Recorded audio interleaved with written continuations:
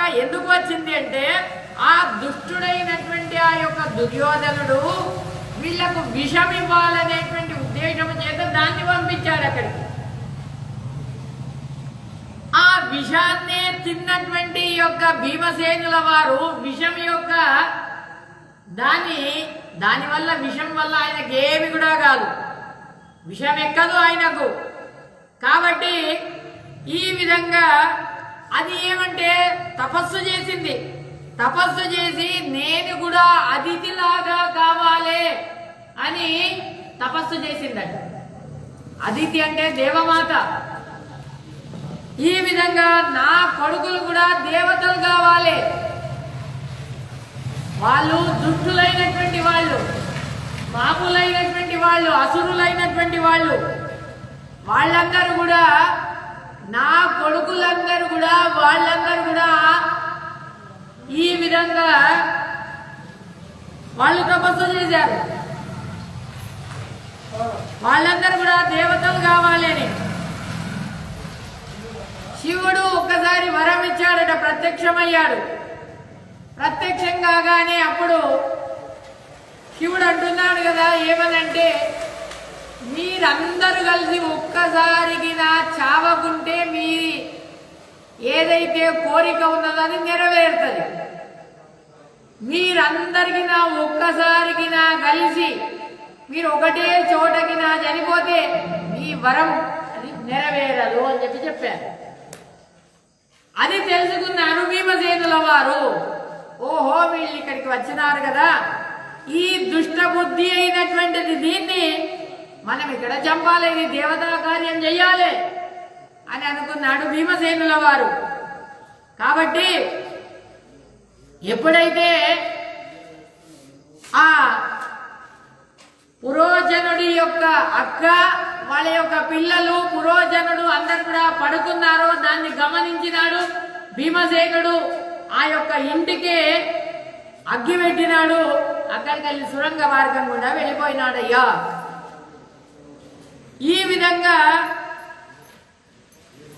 కొంచెం సేపు కాగానే గాలి వీస్తుంది. ఆ గాలికి వీళ్ళందరూ కూడా దగ్ధమైపోయినారు. పురోజనుడి యొక్క అక్క వాళ్ళ యొక్క పిల్లలందరూ కూడా దగ్ధమైపోయినారు. దాన్ని చూసి అయ్యో అక్కడ ఉండేటటువంటి వాళ్ళందరూ కూడా అనుకున్నారు కదా, ఈ విధంగా దుష్టుడైనటువంటి యొక్క ధృతరాష్ట్రుడు ఈ విధంగా పని చేయించాడే అని ఈ విధంగా అంటున్నారు. వీళ్ళు అక్కడికి వెళ్ళి వాళ్ళందరినీ కూడా దాటించి భీమసేనుల వారు అక్కడ విదురులు ఏం చేశారంటే ఒక ఉపాయాన్ని చేశారు. వాళ్ళు ఆ లాక్షాగృహం నుండి లక్క ఇంటి నుండి వస్తారు, ఈ గంగా నది దగ్గరికి వస్తారు. ఈ గంగా నది దగ్గరికి రాగానే ఒక నావను ఏర్పాటు చేశారు అక్కడ వాళ్ళ కొరకు. గంగా నది దాటడానికి కొరకు ఒక నావను ఏర్పాటు చేశారు. ఆ నావికుడికి చెప్పారు కదా, ఏ నావిక నువ్వు వెళ్ళి అక్కడ పాండవులు వస్తారు, ఆ పాండవులను దీని లోపల కూర్చున్న నావలో పెట్టుకొని ఈ గంగా నదిని దాటించు. తస్మాత్ జాగ్రత్త, ఎవరికి చెప్పకూడదు, ఇది రహస్యం అని చెప్పారు. ఆ ప్రకారంగా అప్పుడు ఆ విదురుడు చెప్పినటువంటి ప్రకారంగా ఆయన అక్కడికి వచ్చాడు, ఆ నావికుడు. తర్వాత వీళ్ళందరికీ కూడా ఆయాసం అయిపోతుంది పాపం. ఆయాసం అయిపోగానే అప్పుడు ఆ పట్టణంలో ఉండేటటువంటి వాళ్ళందరూ అంటున్నారు కదా, అయ్యో ఈ మహాపాపి అయినటువంటి దుర్యోధనుడు ఈ పాండవులను చంపేసే కదా, పురోజనుడు ఇల్లు కట్టించే వాళ్ళ కొరకు ఆ పురోజనుడు కూడా దీంట్లో వాడు చనిపోయే కదా అని దైవమే చూస్తున్నది. చూడండి, దైవము ఏం చేస్తున్నది అంటే ఈ విధంగా సజ్జనులను చంపాలని చూస్తే వాడు దుర్జనుడు దాంట్లో నాశనం అయిపోతాడు అని ఆ పౌర జనులందరూ కూడా పట్టణంలో ఉండేటటువంటి వాళ్ళందరూ కూడా వాళ్ళు మాట్లాడుతున్నారు. ఇవన్నీ కూడా మనము ఆ యొక్క భీష్మాచార్యుల వారికి ధృతరాష్ట్రుడికి చెప్పుదాం అని వాళ్ళు వార్తను తెలియజేస్తున్నారు నాయన. ఈ విధంగా ఎప్పుడైతే ఆ విషయాన్ని తెలుసుకున్నారు, దుర్యోధనాదులకు సంతోషం కలిగింది. విదురుడు కూడా కొంచెం ఏడ్చినట్టు చేశారట, వాళ్ళ ముందర నటన చేశాడు, ఉత్తర క్రియలన్నీ కూడా చేశారు. భీమసేన దేవుడు సోదరులందరినీ కూడా వాళ్లను భుజాల మీద ఎత్తుకొని వెళ్తున్నాడట. ఆ కుంతీదేవి అంటున్నదట, ఒరే నాకు చాలా దాహం వేస్తుందిరా, ఎక్కడైనా నీళ్లుంటే తీసుకొని రారా అనగానే పాపము భీమసేనుల వారు సరే అమ్మా నేను నీ కొరకు నీళ్లు తీసుకొని వస్తా అని వాళ్లను అక్కడనే దించి నీళ్లు తేవడానికని వెళ్తున్నాడయ్యా అనేటటువంటి దాన్ని ఇక్కడ ఆచార్యుల వారు నిర్ణయం లోపల చెప్తే, మహాభారతం లోపల ఈ విధంగా చెప్తున్నారు కదా. వైశంపాయనుల వారు పాండవులు సంతోషముతోని 1 సంవత్సర కాలం అక్కడ గడిపినారు నాయన. గడిపి విశ్వాసంతో ఆ పురోచనుడికి హర్షాన్ని కలగజేశారు. తర్వాత ఆ పురోచనుడు ఎప్పుడైతే సంతోషంగా ఉండగానే కుంతీపుత్రుడైనటువంటి వాడు, ధర్మజ్ఞుడైనటువంటి వాడు ఈ యొక్క యుధిష్ఠిరుడు, భీమసేన దేవుడు, అర్జునుడు, నకులుడు, సహదేవుడు వీళ్ళందరూ కూడా ఆ పాపి అయినటువంటి ఆ యొక్క పురోచనుడు ఉన్నాడే, వాళ్ళందరూ కూడా వాడేమనుకుంటున్నాడు, మనందరిని కూడా వాడు నమ్మినాడు కాబట్టి వీడు వంచకుడైనటువంటి వాడు, వీడు క్రూరుడైనటువంటి వాడు కాబట్టి మనం ఇక్కడికి వెళ్ళి ప్రయాణం చేయడానికి యోగ్యమైనటువంటి కాలం ఆసన్నమైంది అని ఈ విధంగా అంటున్నారు. ఈ విధంగా ఈ ఇల్లు అగ్నికి ఆహుతి అవుతుంది అని నాకు తెలుసు. ఇక్కడ 6 ప్రాణాలు అవి గాలి లోపల కలిసిపోతాయి అని అంటున్నారు. ఈ విధంగా వైశంపాయనుల వారు అంటున్నారు కదా. అనంతరం ఆ యొక్క ఆ కుంతీదేవి ఏం చేసిందట, దానం చేయాలనేటువంటి నెపము చేత రాత్రిలో అంతా కూడా బ్రాహ్మణులకు భోజనం వడ్డించిందట.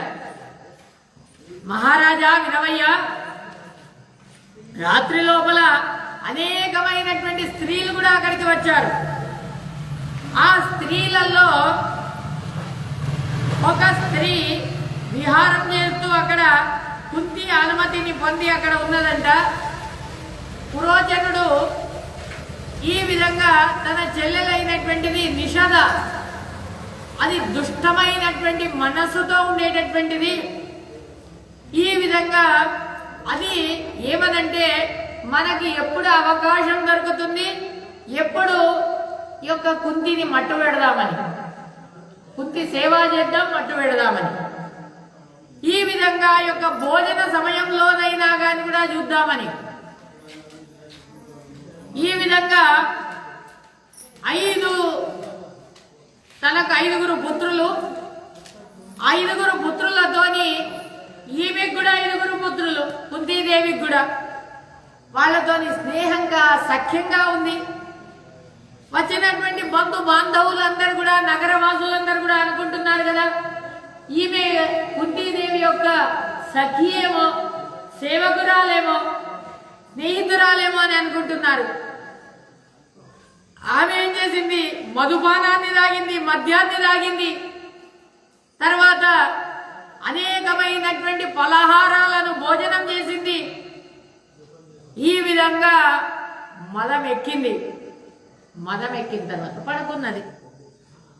ఈ విధంగా పాపిష్ఠురాలైనటువంటిది ఈ విధంగా మద్యము తాగిన తర్వాత మద విభరురాలైంది.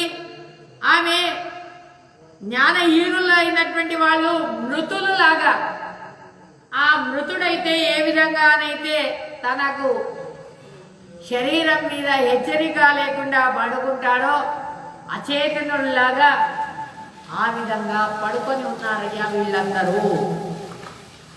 ఓ మహారాజా విను, ఆ రాత్రి లోపల అందరూ కూడా నిద్ర చేస్తున్నారు. గాలి బలంగా వీస్తున్నది, అగ్ని భయము. ఆ సమయం లోపల భీముడు ఆ పురోజనుడిని చూశాడు. పురోజనుడితోని పడుకొని ఉన్నాడు. ఎప్పుడు కూడా పురోజనుడితోనే పడుకొని ఉంటున్నాడు, కానీ భీమసేనుల వారు మాత్రం హెచ్చరికతో ఉంటున్నారు. ఆ భీమసేన దేవుడు చూశాడు, వీడు పడుకున్నాడు కదా అని అన్నాడు. మేధావి అయినటువంటి ఆ యొక్క భీమసేనుల వారు ఒక్కసారి ఆ యొక్క సురంగ మార్గం ఎక్కడ ఉంది అని శోధించారు. శోధించి పాండవులైనటువంటి ఆ యొక్క కుంతిని, తర్వాత ఆ యుధిష్ఠిరులను, అర్జునుడు, నకుల, సహదేవులందరినీ కూడా ఆ సురంగంలో దింపారు. మీరు వెళ్ళండి ఇళ్ళకి వెళ్ళి, నేను వస్తున్నానని చెప్పారు. తర్వాత భీమసేన దేవుడు తక్షణమే ఆ యొక్క లక్క ఇంటికి అగ్గి పెట్టాడు. నాయన, ఏ విధంగా హనుమంతుడు లంకా పట్టణానికి వెళ్ళి ఆ లంకనే కాల్చాడో అదే విధంగా ఈ భీమసేనుల వారు ఈ లక్క ఇంటినే కాల్చారయ్యా. హనుమంతుడికి ఏమైనా అయిందా? లంకా పట్టణాన్ని కాలిస్తే ఏమి కూడా కాలే. అదే విధంగా భీమసేనుల వారికి కూడా ఈ లక్క ఇంటిని కాలిస్తే భీమసేనుల వారికి ఎత్తించితే ఏమైనా హాని జరిగిందా? ఏమి కూడా హాని జరగలేనాయన. అదే విధంగా ఆ లక్క ఇంటిని కాల్చాడు. తర్వాత అక్కడికి వెళ్ళి ఆ సురంగ మార్గం గుండా తాను వెళ్తున్నాడయ్యా. ఒక్కసారి ఆ శబ్దం వస్తుంది, అగ్ని యొక్క రవ్వలు పడుతున్నాయి, పెద్ద పెద్ద శబ్దం వస్తుంది. జనులందరూ కూడా హెచ్చరిక అయింది.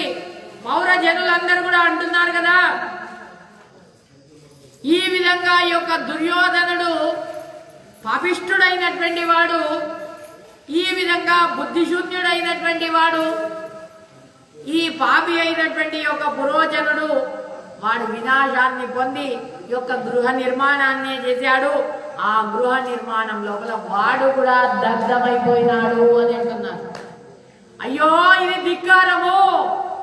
ఈ బాలకులైనటువంటి పాండవులు అందరూ కూడా వాడు నిర్దయముగా ఈ విధంగా చేశాడే. ఈ ధృతరాష్ట్రుడికి వాడికి బుద్ధి లేదా? వాడు ఈ విధంగా ఈ పాండవులను ఈ ఇంటి లోపల కాలబెట్టిపిచ్చినాడే. ధృతరాష్ట్రుడి యొక్క బుద్ధి సరిలేదు అని అంటున్నారు ఆ యొక్క పౌరజనులందరూ కూడా. నిరపరాధి అయినటువంటి వాళ్ళు ఏమి కూడా అపరాధం చేయలే. ఈ విధంగా వాళ్లతోని వాసం చేయడమే మనకు కష్టము. ఈ విధంగా ఈ పాండవులను దహించినటువంటి యొక్క పాపాత్ముడైనటువంటి యొక్క పురోజనుడు దైవ బలముతోని వాడు కూడా దగ్ధమైపోయినాడు అని అంటున్నారు ఆ పౌరజనులందరూ కూడా. వైశంపాయనుల వారు అంటున్నారు కదా, వారణావతిలో ఉండేటటువంటి జనులందరూ కూడా రాత్రి ఈ విధంగా మాట్లాడుతున్నారు. ఈ విధంగా పాండవులు ఆ యొక్క తల్లితోని పెద్ద బిలం లోపల, రంధ్రం లోపల వాళ్ళు ప్రవేశించి అక్కడికి వెళ్ళి వాళ్ళు వనం లోపల ప్రవేశిస్తున్నారు. నాయన, నిద్ర ఆహారాలు లేవు వాళ్లకు. ఈ విధంగా భయగ్రస్తులైనారు. ఈ విధంగా ఆ కుంతితోని వేగంగా అక్కడికి వెళ్ళి వెళ్తున్నారు. నాయన రాజేంద్ర వినవయ్యా అని అంటున్నారు వైశంపాయనుల వారు. ఆ యొక్క జన్మేజయుడికి చెప్తున్నారు కదా, భీమసేన దేవుడి యొక్క వేగం, భీమసేన దేవుడి యొక్క పరాక్రమము, భీమసేన దేవుడు అన్నదమ్ముల అందరినీ కూడా ఆ తల్లిని కూడా ఎత్తుకొని వెళ్తున్నాడట. తన భుజస్కంధాల మీద వాళ్ళందరినీ కూడా ఎత్తుకొని వెళ్తున్నాడు భీమసేన దేవుడు. ఈ విధంగా నకుల, సహదేవులందరూ కూడా వాణ్ణి ఆశ్రయించారట. వాళ్ళని కూడా ఎత్తుకొని వెళ్తున్నారు. ఈ విధంగా నకులుణ్ణి, సహదేవుణ్ణి, తర్వాత తల్లిని భుజస్కంధాల మీద పెట్టుకొని, తర్వాత అన్న అయినటువంటి ధర్మరాజుని, తర్వాత తమ్ముడైనటువంటి ఆ యొక్క అర్జునుణ్ణి రెండు చేతులలో పట్టుకొని వెళ్తున్నాడు నాయన భీమసేన దేవుడు. ఈ విధంగా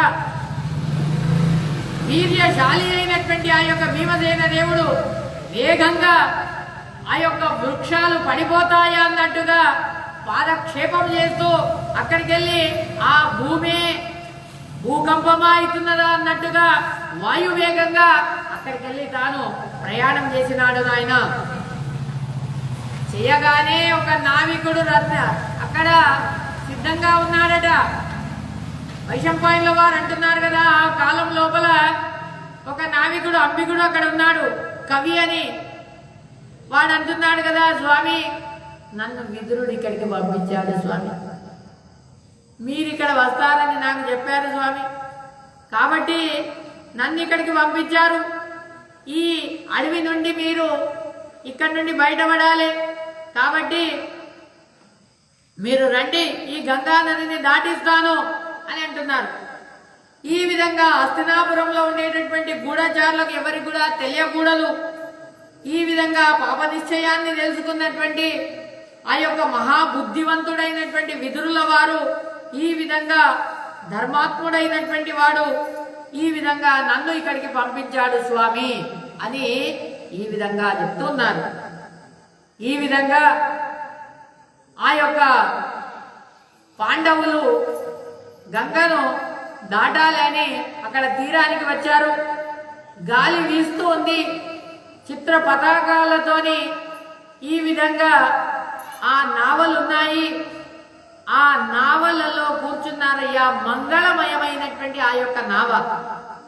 ఆ నావను చూపించారు, మాట్లాడుతున్నారు. విదురుడు మన కొరకు ఎంత సహాయం చేశాడు. ఈ విధంగా కక్షజ్ఞవాద తర్వాత శిరగ్నమైనటువంటి మహాకుక్షి బల ఓజస్సులతో ఉండేటటువంటి యొక్క వస్తువులను అన్నిట్లను కూడా మనకు చెప్తున్నాడయ్యా. ఈ విధంగా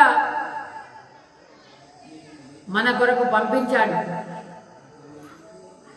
కాబట్టి ఆ విదురుడు మనకి ఎంత సహాయం చేస్తున్నాడు తెలియకుండా.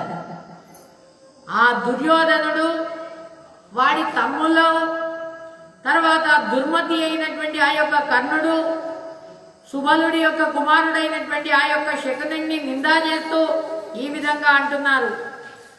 ఈ విధంగా దుర్యోధనుడు యొక్క ఈ కులానికే వాడు కీర్తి కాదు, ధర్మాన్ని వాడు నాశనం చేస్తున్నాడయ్యా. వాడంతా కూడా ఈ శకుని సహితంగా ధృతరాష్ట్రుడిని అధోగతి పట్టిస్తున్నాడు అని అంటున్నారు. ధృతరాష్ట్రుడు కూడా పరిజ్ఞానం లేకుండా ఈ విధంగా దుష్ట మనస్సును పొంది కాలచోదితమైనటువంటి శాశ్వతమైనటువంటి యొక్క ధర్మాన్ని వాడు త్యజిస్తున్నాడు అని అంటున్నారు.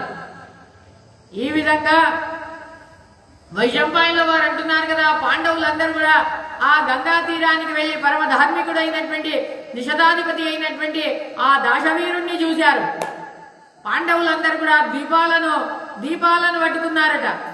ఆ దీపాలను పట్టుకొని అక్కడ ఆ వెతుక్కుంటూ నావను చూశారు. నావను చూసి తర్వాత ఆ విదురుడు మ్లేచ్ఛ భాష లోపల వీళ్ళతో మాట్లాడారు. ఆ మాటలన్నీ కూడా నావికుడు చెప్పాడు. నావికుడు అంటున్నాడు కదా, ఈ విధంగా విదురుడు నాకు కొంచెం ధనాన్ని ఇచ్చాడు. ఆ ధనాన్ని ఇచ్చి నన్ను ఇక్కడికి పంపించాడు, నిన్ను దాటించమని చెప్పాడు. కాబట్టి ఈ సందేశాన్ని నాకు ఇచ్చాడు అని అనగానే ఈ విధంగా అది చతుర్దశి రాత్రి. ఈ విధంగా మృగ గణాలతో కూడినటువంటి ఆ యొక్క అడవి లోపల సమీపం లోపల ప్రభు అయినటువంటి వాళ్ళు మీకు మంగళం కావాలి అనేటువంటి ఉద్దేశం చేత మీరు ఈ యొక్క ఆ పడవ లోపల కూర్చోండి, ప్రయాణం చేయండి, ఈ యొక్క నీటి లోపల సంచారం చేయండి, మీరు సుఖంగా మీరు ఆ తీరాన్ని చేరండి, ఈ మృత్యువు నుండి మీరు దూరమైనారు అని అంటున్నారు.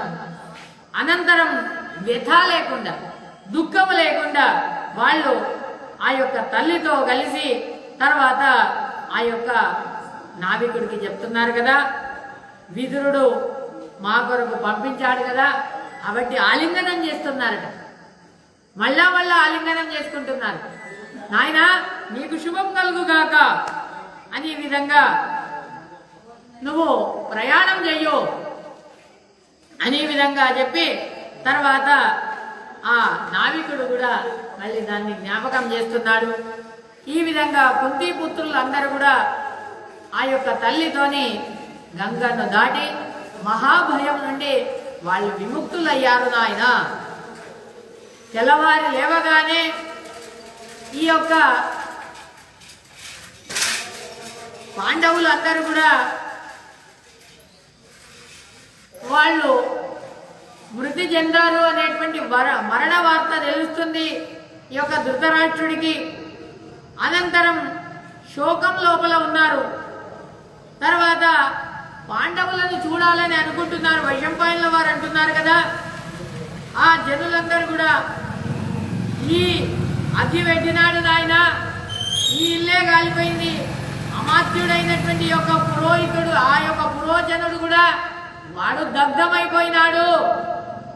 నిశ్చయంగా ఈ పాపి అయినటువంటి దుర్యోధనుడు పాండవులు అందరినీ కూడా చంపడానికి కొరకే ఈ విధంగా చేసినారు అని ఆ జనులందరూ కూడా ఈ విధంగా మాట్లాడుతున్నారు. ధృతరాష్ట్రుడు అందరూ కూడా ఈ విధంగా అనేటప్పుడు ఆ దుర్యోధనుడు బాలకుడైనటువంటి ఆ యొక్క పాండవులందరినీ కూడా దహించాడే. ఆ ధృతరాష్ట్రుడు దాన్ని ప్రతిషేధం చేయలేదా? శంతను యొక్క కుమారుడైనటువంటి ఆ యొక్క భీష్మాచార్యుల వారు ధర్మాన్ని తప్పారా? ద్రోణాచార్యులు గాని, కృపాచార్యులు గాని, విదురులు గాని, కౌరవులు గాని ధర్మాన్ని ఆశ్రయించలేదా?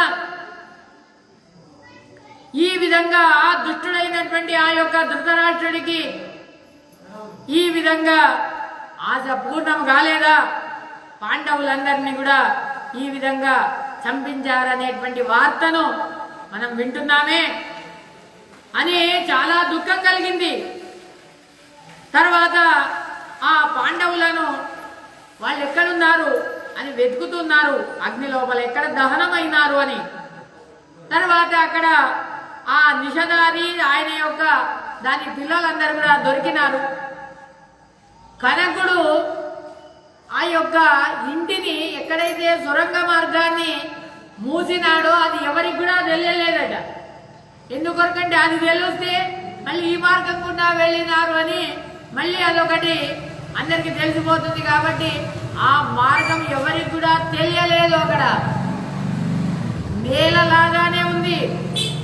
నగర వాసులందరూ కూడా ధృతరాష్ట్రుడికి పాండవులు మరియు అమాత్యులు పురోహితులు అగ్నితోని దగ్ధమైనారనేటువంటి వార్తను విని తర్వాత ధృతరాష్ట్రుడు అత్యంత అప్రియమైనటువంటి పాండవుల యొక్క వినాశమైనటువంటి వార్తను విని దుఃఖంతో విలాపం చెందుతున్నాడు. ధృతరాష్ట్రుడు అంటున్నాడు కదా, మహావీరుడైనటువంటి యొక్క పాండవులతోని పాండవులందరూ కూడా దగ్ధులైపోయినారు. ఈ దినము చాలా దుర్లభమైనటువంటిది.